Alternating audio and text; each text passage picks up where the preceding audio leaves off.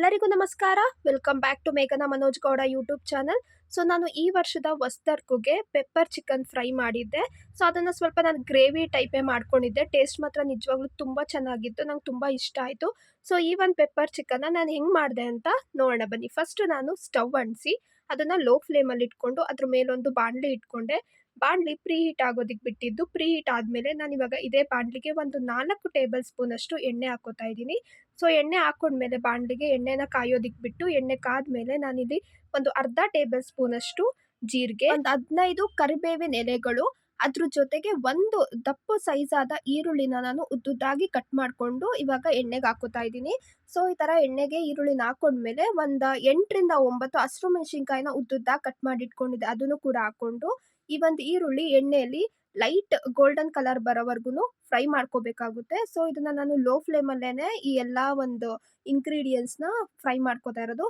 So ಈ ರೀತಿ ಈರುಳ್ಳಿ ಲೈಟ್ ಗೋಲ್ಡನ್ ಕಲರ್ ಬಂದಮೇಲೆ ನಾನಿವಾಗ ಇದೇ ಬಾಣಲಿಗೆ ಒಂದು ಮೀಡಿಯಮ್ ಸೈಜ್ ಟೊಮೆಟೊ ಏನಿದೆಯಲ್ಲ ಆ ಟೊಮೆಟೊನ ಚಿಕ್ಕ ಚಿಕ್ಕದಾಗಿ ಕಟ್ ಮಾಡಿಕೊಂಡು ಬಾಣಲಿಗೆ ಹಾಕ್ಕೊಂಡು ಟೊಮೆಟೊ ಕೂಡ ಬಾಣಲಿಲಿ ಮೆತ್ತಗಾಗೋವರೆಗೂ ಎಣ್ಣೆಲಿ ಫ್ರೈ ಮಾಡ್ಕೊತಾ ಹೋಗಬೇಕಾಗುತ್ತೆ. ಸೊ ಈ ರೀತಿ ಫ್ರೈ ಮಾಡ್ಕೊಂಡ್ಮೇಲೆ ಇದಕ್ಕೆ ನಾನು ಒಂದು 1/4 ಭಾಗದಷ್ಟು ದಪ್ಪ ಮೆಣಸಿನ್ಕಾಯಿನ ಚಿಕ್ಕ ಚಿಕ್ಕದಾಗಿ ಕಟ್ ಮಾಡಿಟ್ಕೊಂಡಿದ್ದೆ, ಅದನ್ನು ಕೂಡ ಬಾಣಲಿಗೆ ಹಾಕ್ಕೊಂಡು ಇವಾಗ ದಪ್ಪ ಮೆಣಸಿನ್ಕಾಯಿ ಕೂಡ ಮೆತ್ತಗಾಗೋವರೆಗೂ ನಾವು ಫ್ರೈ ಮಾಡ್ಕೋಬೇಕಾಗುತ್ತೆ.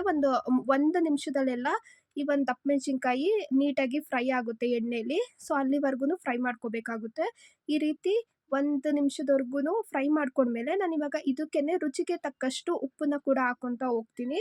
ಸೊ ಉಪ್ಪು ನೋಡಿ ಹಾಕ್ಕೊಳ್ಳಿ ಎಷ್ಟು ಬೇಕೋ ಅಷ್ಟು. ಇದಾದಮೇಲೆ ನಾನು ಇದಕ್ಕೆ ಒಂದು ಅರ್ಧ ಟೇಬಲ್ ಸ್ಪೂನಷ್ಟು ಚಿಲ್ಲಿ ಪೌಡರು, ಒಂದು 1/4 ಟೇಬಲ್ ಸ್ಪೂನಷ್ಟು ಗರಂ ಮಸಾಲ ಪೌಡರು, ಇಷ್ಟನ್ನು ಹಾಕಿ ನಾನು ಮತ್ತೆ ಒಂದು 30 ಸೆಕೆಂಡಿಂದ 1 ನಿಮಿಷದವರೆಗೂ ಫ್ರೈ ಮಾಡ್ಕೊತೀನಿ ಲೋ ಫ್ಲೇಮಲ್ಲೇ. ಸೊ ಈ ರೀತಿ ಫ್ರೈ ಮಾಡ್ಕೊಂಡ್ಮೇಲೆ ನಾನಿವಾಗ ಇದಕ್ಕೇನೆ ಏನು ನೀಟಾಗಿ ತೊಳೆದಿಟ್ಕೊಂಡಿದ್ನಲ್ಲ ಚಿಕನ್ನು, ಆ ಒಂದು ಚಿಕನ್ ಕೂಡ ಹಾಕ್ಕೊತಾ ಇದ್ದೀನಿ. ಸೊ ಇದರಲ್ಲಿ ಬೋನ್ಲೆಸ್ಸು ವಿತ್ ಬೋನ್ ಎರಡೂ ಥರದ್ದು ಚಿಕನ್ ಇದೆ.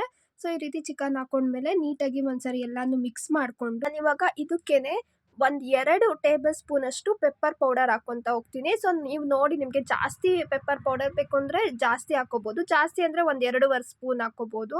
ಸೊ ನನಗೆ 2 ಸ್ಪೂನ್ ಸಾಕು ಅನ್ನಿಸ್ತು, ಹಂಗಾಗಿ 2 ಟೇಬಲ್ ಸ್ಪೂನಷ್ಟು ಪೆಪ್ಪರ್ ಪೌಡರ್ ಹಾಕಿ ನೀಟಾಗಿ ಒಂದ್ಸರಿ ಎಲ್ಲನೂ ಮಿಕ್ಸ್ ಮಾಡಿ ಒಂದು 3 ನಿಮಿಷದವರೆಗೂ ಈ ಥರ ಪ್ಲೇಟ್ ಮುಚ್ಚಿ ನಾನು ಬೇಯೋದಿಕ್ಕೆ ಬಿಟ್ಟಿದ್ದೆ. ಸೊ ನೋಡಿ ಇವಾಗ ನೀರೆಲ್ಲ ಬಿಟ್ಕೊಂಡಿದೆ.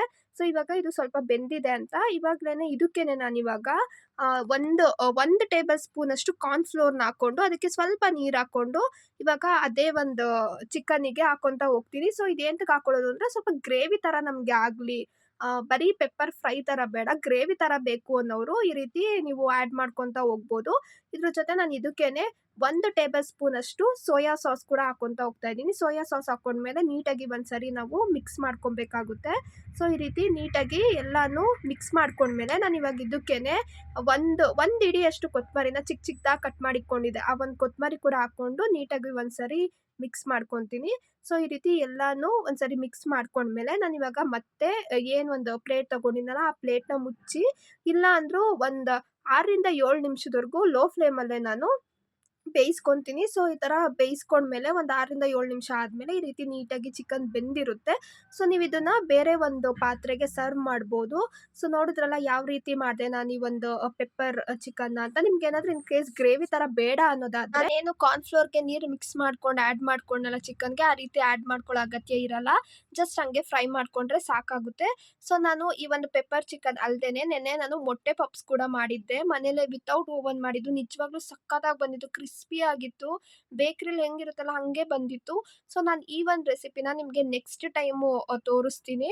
ಸೊ ನೆನ್ನೆ ನನ್ನ ಡಿನ್ನರು ಈ ರೀತಿ ಇತ್ತು. ಒಂದು ಪರೋಟ ಜೊತೆಗೆ ಒಂದು ಎಗ್ ಪಪ್ಸು ಮತ್ತು ಸ್ವಲ್ಪ ಮೊಟ್ಟೆ ಪಲ್ಯ, ಅದ್ರ ಜೊತೆ ಒಂದು 2 ಥರ ಚಿಕನ್ ಗ್ರೇವಿ, ಇಷ್ಟನ್ನು ನಾನು ನೆನ್ನೆ ನೈಟ್ಗೆ ಅಂತ ಮಾಡ್ಕೊಂಡಿದ್ದು.